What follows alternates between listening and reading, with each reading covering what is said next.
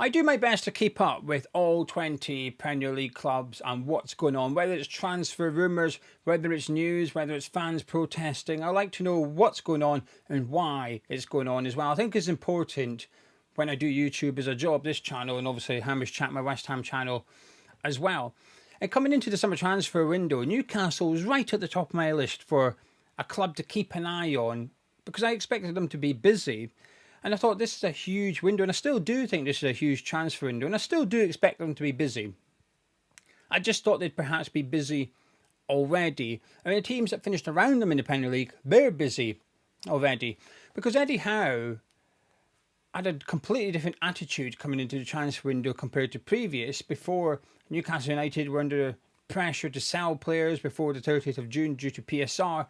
But this year, Howe was adamant it was different, and perhaps Newcastle could take advantage of a club like Aston Villa who are required to sell players. I was looking at Newcastle thinking 3 or 4 strong additions, and they'll have a really good starting 11 but also a really good bench going into next season, able to compete in the league and in the Champions League. And I thought there was a few players that were being linked to felt good, it felt obvious, it felt like the right fit for Newcastle. But some of them have disappeared, some of them have gone to other clubs, some of them have just died off completely. Some of them still linger. And I'm going to take a look at the individual players in a minute. And if you're a Newcastle United fan and you're watching this and you're going to get offended, I apologise. This is just my impression as a neutral, and that's what I want this channel to be. Talking, I give my opinion on something in the video and people get involved in the comments with their opinion on the topic at hand. But it feels like there's been a bit of a conflict at Newcastle. Obviously Mitchell is leaving and is working. I mean, even that's had sort of 2 different aspects of reporting. Some suggesting when it was announced he was leaving, he stepped down immediately. Others that he's working up until the 30th of June, which is unhelpful. Having someone in charge of a bit of the transfer window is unnecessary. It's unhelpful. If he's going, he needs to be gone so that Newcastle can crack on with the transfer business. Now, the truth as to why he's leaving hasn't came out as far as I'm concerned. It's just people deciding based on what they know. But it does feel like it's perhaps a conflict between himself and Eddie Howe, with Howe preferring more Premier League proven players, whereas Mitchell is more willing to cast his net far and wide and bring those players to the club. Again, as an outsider's perspective, I do wonder if they're missing Amanda Staveley. I feel like she was the perfect go-between from Eddie Howe and those higher up at the club, and the perfect person, and just got things done at that football club. And since she left quite some time ago now, it feels like there's been a sense of inactivity at Newcastle. Now, they have been under pressure due to PSR a little bit, and come the 1st of July, year 3, PSR drops off, which is an £80 million loss for Newcastle. So financially, they're looking pretty strong in this transfer window. Of course, it's split into, well, there's 2 transfer windows. The first one's gone. But even this transfer window we're in now is split into 2 for Newcastle, which is 30th of June and prior, and then 1st of July and post. 2 completely separate sets of accounts, PSR restrictions. And I think Newcastle will still spend money. But at some point, it feels like the bullet needs to be bitten here. And that is, if you're going to back Eddie Howe with the Premier League proven players, you're maybe going to have to spend a bit more. Because when the new owners came in, they had this stance, which is, we will pay what's required for the players we rate as long as we think it's good value. Because they've spent big money. They've shown they're willing to spend big money on Isak, Tonali, Anthony Gordon, Sven Botman. They're willing to spend where it's required. But they won't be taken advantage of. And that's a lot of the rumours and reports so far to excuse the lack of activity at St James's Park is down to what they believe is clubs charging Saudi tax. So if you want one of our players, oh, it's Newcastle, we'll add an extra few million on that because we believe you are rich. Well, their owners are rich. Whether Newcastle United are rich is a different discussion. And when the Premier League passed that rule, or rejected the rule rather, which restricts owners from selling the club's assets to other companies that the same owners own, like we've seen with Chelsea, with the women's football team, with hotels, even car parks. Chelsea have sold car parks to themselves, essentially, to pump money in to the football club. I was waiting for Newcastle to take advantage of that, whether it be naming rights of the stadium, the shirt sponsorship, selling assets to the... Here's an opportunity now for them to finally start funneling money into the club legally and within the PSR regulations, because the Premier League clubs voted against bringing in this restriction, which was placed temporary because of Newcastle United being bought over. As soon as they were bought, that was it. Bang! Let's create a new set of rules to prevent Newcastle United from becoming rich and from competing with the others in the Premier League. Well, that rule's gone now. It's been outvoted. So it feels like not quite the shackles are off, but the permission has been granted. Go on then, put some money into your club. And I thought it would have happened by now. I've been waiting for it to happen. And I understand why Newcastle take that stance, which is we won't be ripped off. It's admirable. And it's worked well so far, because pretty much every transfer they've made has worked out and they've got really good value. You can still bring in players. I've always believed this. You can still spend £50 million on a player and it's a good value for money. Liverpool have just signed Wirtz for 100 million plus 60 million of add-ons. I think that's a good value for money signing. It sounds wild. He's 100 million. But I think I look at him, I think he's destined to be a success at Liverpool and in the Premier League. I'm looking forward to seeing him play. So just because a player is expensive doesn't mean he's bad value. It just means he's expensive. But you want the top players, generally they cost top whack. And I think the issue Newcastle are perhaps having is that Premier League players tend to be more expensive anyway. And then when it's Newcastle knocking at the door, the price goes up. So a combination of the two things makes it very difficult for Newcastle to find value within the Premier League, in my opinion. But it doesn't mean there isn't any. It just means they may have to pay a bit more than they'd like. And that transfer is going to have even more pressure on to be a success. Because you spend 20 million on a player and it doesn't work out. In this day and age in Premier League, you can shrug that off. You can go, oh, it's all right, we'll sell them for 10, move on. But Newcastle are going to have to pay Saudi tax plus the homegrown tax. So that £20 million player is now a £30 million player. It increases the pressure to make sure he works out. Because if he doesn't, you'll end up in the same situation which they were in 12 months ago, which is because of PSR, they're going to have to sell before they buy, because that guy who they've just signed for 30 million is now worth 20 million. It's a hit to the PSR. But in terms of some of the players they've been linked to, let's take a look at them. Before I do, if you're new to Tartan, please do subscribe. Nearly on 4,000 subscribers. Hopefully at least 5 of you can subscribe. We can get that 4,000.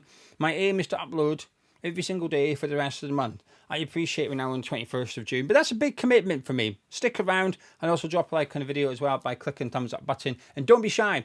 Get involved in the comments. Let me know your thoughts on Newcastle United, the transfer activity, Eddie Howe, the players they're being linked to. Let me know anything you think about Newcastle, whether you're a Geordie or not. Get involved. Right then, Mbeumo, I think this was the first blow.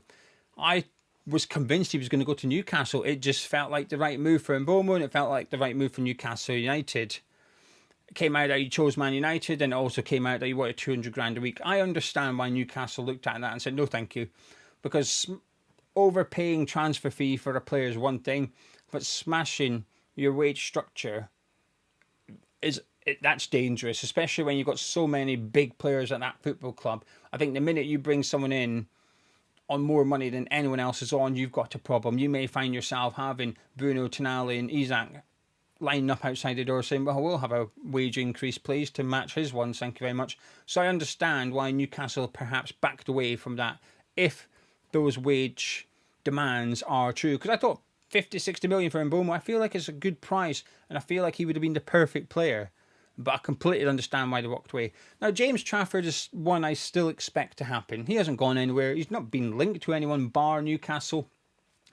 I wouldn't be surprised if this is a situation where Newcastle are just waiting for the 1st of July before they get the ball rolling on this one. I've seen Nick Pope linked with a move to Leeds United. I think that would be a good move for him as well.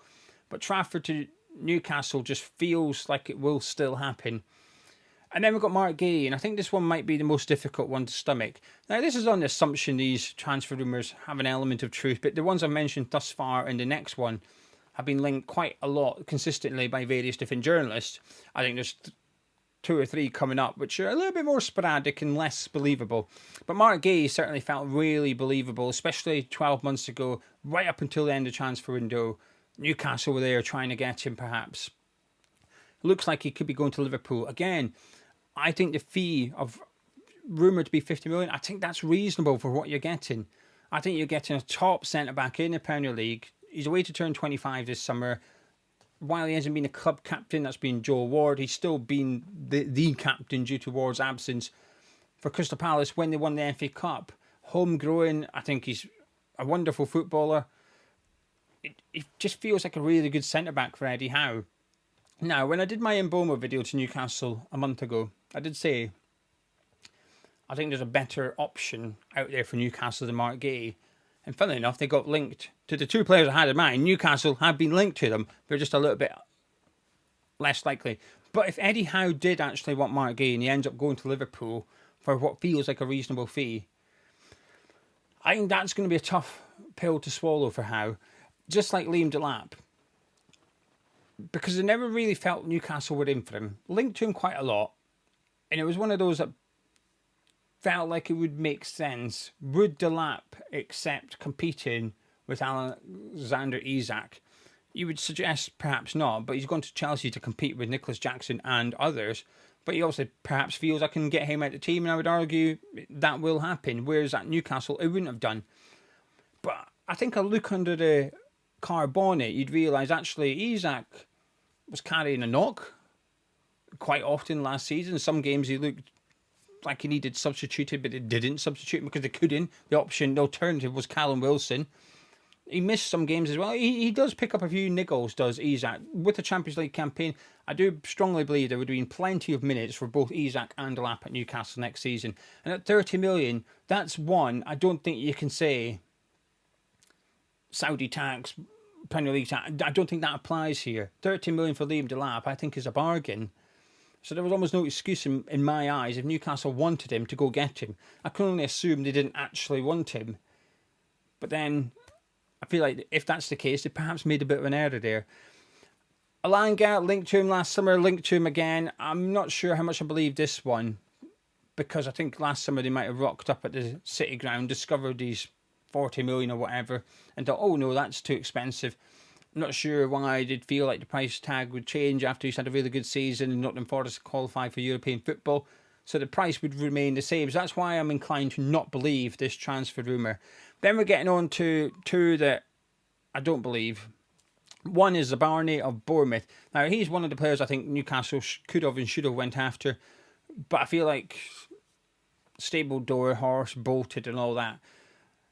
Heavily linked to PSG. They've made a £55 million bid, which is rejected. Bournemouth went closer to 70. And I'm going to say this. I'm nailing my colours to the mast here. I've done it already. When I did the player of the season for every club, when it came to Bournemouth, I said, I didn't give it to Howson, but in there I said, I actually think Zabarnyi is better than Howson. I appreciate that will be unpopular. I'm willing to sit in a minority here. I think Zabarnyi is superb as a centre-back. I think he would have been perfect for Newcastle. The way that he plays, the way that Newcastle plays, I think it just ticked every box. And here's my colours to the mast. I think he's worth, and pardon me, something's stuck in my throat there. I think he's worth 70 million. I do think he's worth 70 million. But it's getting a bit rich for Newcastle, I would imagine, if they were even interested. Then we've got Van Heck of Brighton, the other centre-back I'd like. My Brighton Player of the Year. I think he's criminally underrated in the Premier League. Ball playing, I think he's superb. Pace-wise, he's good. Reading of the game's fantastic. In the air, he's really strong. I like Van Heck a lot. I think he's a top centre-back. I think if he went to Newcastle again, I feel like he'd be a success. I don't really believe this transfer rumour, though. It just doesn't feel like there's enough substance to it compared to his teammate, Joao Pedro. Because it feels like he will leave Brighton. Part of the reason is because he had an altercation with Van Heck. So when you've seen them both linked at Newcastle, you thought, well, that's probably not going to happen, is it? That's a risk you'd be taking there, buying two players that have just scrapped with each other at the end of the season. But Pedro's attitude has been brought into question at Brighton, not just off the pitch, but on the pitch as well. Stupid red card. Did he get more than one? Certainly he got more than one, but he should have had more than one, because there was a couple of instances where he flung his elbows at players, but because he didn't make contact, he got away with it. That needs sorted. That lack of discipline is an issue and needs fixed. So the move away from Brighton, I feel like it makes sense. Go away, get a fresh start. Because I think the talent is there. I think he's a fabulous player. Newcastle were strong. I recall Newcastle being strongly linked to him when he was at Watford, because there was 3 Watford players, weren't there? There was Pedro, Sarr and Dennis, and at that time I feel like Dennis and Sarr had a lot more hype about them, and I thought Pedro was going under the radar a little bit. Newcastle were being linked with Pedro, and I remember thinking that's a sign of a good club, because I rated Pedro more than the other 2. So Newcastle have had interest in him previously, but it's one of those, unlike the others, I look at and think, I'm not sure about this one. Because clearly he's a very talented player. But where does he play? Would he be second fiddle to Isak? I'm not sure. I think his best position is almost a second striker, playing him behind a centre forward. I think that's his best position. But I don't feel like Newcastle play with that player. I feel like they play, on paper, a 4-3-3 to keep it simple. Well, they don't really have that guy in the hole. So is he going to be back up to Isak? Well, I think he's better than that. Is he going to play on the right, where I feel like that's the vacancy in the Newcastle starting 11? I don't see much there. Maybe Eddie Howe feels like he could convert him to a right winger and would give Isak the supply that he's got from Murphy to some extent. Pedro's performances have possibly come best on the left for Brighton. Well, they're stacked there with Barnes and Anthony Gordon. So this is a transfer rumour that feels like there's a lot of talk around it, but it's one of them. It's unlike most of the others Newcastle being linked to. I look at it and think, I'm not too sure about this one. But what I am sure about is that Newcastle United will do business. They need to do business, and they need to get it right. And while their stance of we will not overpay, we will not be ripped off, I get it. Like I said, admirable. I completely get it. But unfortunately, it may not be practical. At some point, they might have to go after a player that Eddie Howe really wants and say, do you know what? It's a bit more than we want to pay, but we need to get this guy in so that Eddie Howe can improve his squad, so that next season we can be ambitious, because that is an ambitious football club. But they need to show it now. And they have done up until now, but the stadium talk, the training ground talk, it feels like everything's just quieting down a little bit. Like I said, which possibly coincides, for me, outsider looking in, with Amanda Staveley's departure at that club. And I think this summer's an important one for Newcastle, because those around them, Liverpool, Manchester City, Arsenal finally away make their first signing, Chelsea have been splashing the cash. You'd imagine Villa, from the 1st of July, they'll start to get busy in the transfer window. They're starting to do things. And Newcastle got into the Champions League on the last game of the season. And it's a fantastic achievement, but that was without European football. Next season is more difficult for Newcastle. They need a bigger squad, and they need a better squad.